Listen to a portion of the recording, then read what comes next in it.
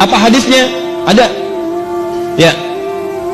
Yata'aqabuna fikum malaikatun bilail wa malaikatun bin nahar fayajtami'una fi salati subhi wa salati al-'asri fasa'adu ila Allah subhanahu wa ta'ala. Kalian itu akan diawasi, dicatat amalan oleh para malaikat. Maka malaikat siang dan malam berkumpul di waktu fajar dan asar. Maka mereka naik kepada Allah subhanahu wa ta'ala. Fayaqulu Allah ta'ala, ya, maka Allah bertanya kepada malaikat-malaikat itu. Allah maha tahu, jadi nggak nanya pun nggak tahu, nggak nanya pun nggak tahu. Cuma untuk memastikan tugas ditunaikan dengan sempurna dan menunjukkan kepada hamba, malaikat tidak akan mungkin menyalahi perintah. Quran surat 66 ayat ke-6, la ya'sunallaha ma amarahum wa yaf'aluna ma yu'marun. Kadang-kadang ada berita disampaikan itu bukan karena Allah nggak tahu, tapi untuk membuktikan kepada hamba, nih ciptaan saya nggak akan keliru. Nggak. Kata Allah, bagaimana keadaan hambaku ketika engkau tinggalkan? Kata malaikat, taraktuhu musalliya, saya tinggalkan dia dalam keadaan sholat kalau sedang sholat.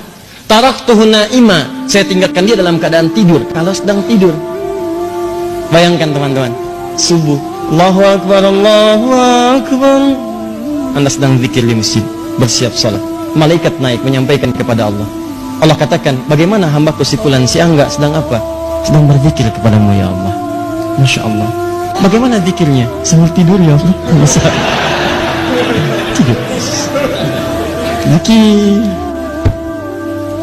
Bagaimana keadaan hambaku si Hakam? Sedang sholat ya Allah. Tinggalkan. Yang paling bahaya ketika sedang bermaksiat. Bagaimana keadaan hambaku ketika aku tinggalkan? Ketika engkau tinggalkan, ya Allah, dia sedang bermaksiat. Allahu Akbar. Anda bayangin aja lah, Anda aja disampaikan laporan pegawai menyampaikan kepada Anda, bos, maaf, saat kamu tinggalkan dia sedang dalam keadaan apa? Waduh Pak, dia sedang ngambilin aset perusahaan Pak. Pelan-pelan dia masukin tuh gini. Perasaan Anda bagaimana? Pecat dia besok. Untungnya Allah itu rahmatnya lebih tinggi daripada murkanya. Kalau mau tobat, saya ampuni dia. Dorong dia untuk tobat. Nah itu subuh dengan asar. Kemudian yang kedua, setiap pekan. Setiap pekan itu berlangsung 2 kali, Senin dengan Kamis. Hadisnya sahih. Hadisnya sahih di hadis Muslim. Nabi SAW pernah ditanya kenapa beliau menunaikan puasa Senin dan Kamis, khususnya di hari Kamisnya. Hari Senin beliau jawab, hadza yauma waulitu. Hari Kamis, hadza yauma yurfa'u fihi al-amal wa uhibbu an turfa' amal a'mali wa ana sha'im. Dan saya senang ketika amalan saya diangkat, saya sedang puasa. Nah, pertanyaannya adalah, lihat baik-baik. Kan tadi ditinggalkan sholat, kan? Ditinggalkan sedang sholat. Kenapa Nabi memilih untuk puasa? Kenapa memilih untuk puasa? Karena saat orang sedang puasa itu ada 2 keunggulannya. Lagi-lagi. Yang pertama, ulangi. Kalau orang cuma sholat saja, maka berhenti di situ. Amalan sempurna, bagus. Tapi kalau orang dilaporkan dalam keadaan puasa, maka dia punya 2 keunggulan. Yang pertama, Al-Bukhari, Kitabus Siyam, nomor hadis yang pertama, posisi paling kiri sebelah atas. Riwayat sahabat Abu Hurairah. As-siyamu li wa ana ajzi bihi. Kata Allah, puasa itu khusus untukku. Jadi puasa itu amalan khusus yang langsung Allah kasih pahalanya. Sholat itu amalan memang wajib, tapi amalan umum, semua orang juga sholat. Jadi ketika Anda sholat, yang catat pahala malaikat. Tapi ketika Anda puasa, yang berikan pahala Allah langsung. Ya. Maka ketika orang puasa, sebetulnya ketika diangkat amalannya, dilaporkan kepada Allah sedang puasa, maka lebih tinggi nilainya dibandingkan orang yang standar, karena pada saat itu Allah sendiri memberikan pahalanya. 1. 2. Nah, yang kedua, orang puasa itu umumnya memiliki 2 kemuliaan lagi. Tuh, Anda bayangkan. Apa 2 kemuliaan ini? Yang pertama, orang yang puasa itu umumnya akan gemar meningkatkan amal solehnya. Saya kan sering katakan kepada Anda, kalau orang nggak puasa, ketinggalan fardu aja perasaan biasa. Orang puasa itu ketinggalan sholat sunnah, gelisah hatinya. Coba lihat saat Ramadan, tarawih itu kan sholat sunnah. Tapi kalau ibu-ibu ketinggalan saf pertama, nggak sempat nyimpan sejadah di depan, kan nggak enak perasaan.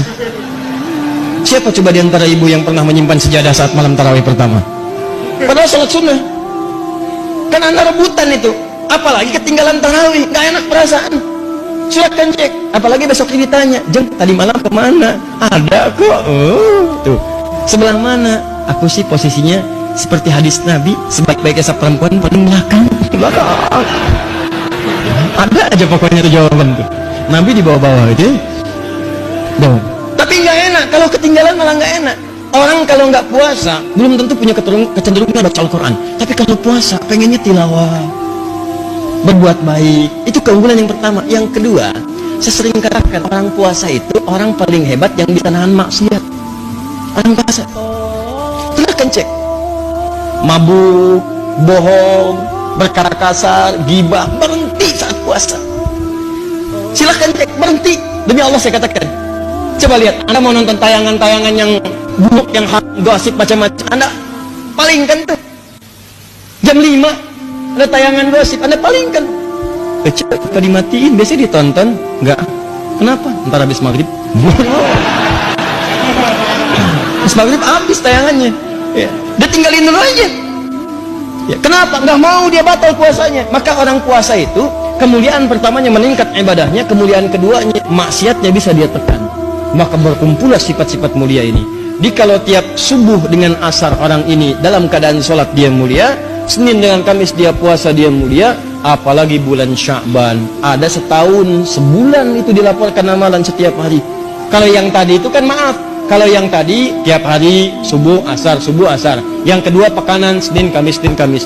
Sebulan Sya'ban ini amalan setahun disampaikan kepada Allah. Dari Sya'ban kemarin ke Sya'ban berikutnya. Maka kata Nabi, saya pengen begitu amal saya dilaporkan dalam keadaan yang sempurna. Bagaimana ciri sempurnanya? Saya sedang puasa, karena saat puasa itu amalan saya meningkat.